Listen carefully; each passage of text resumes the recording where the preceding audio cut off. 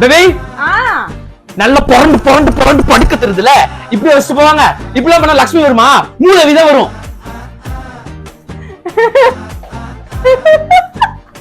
சிரிக்காத.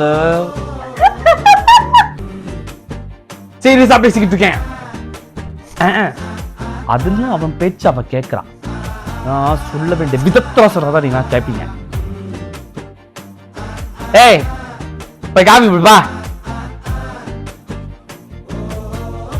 என்னடி?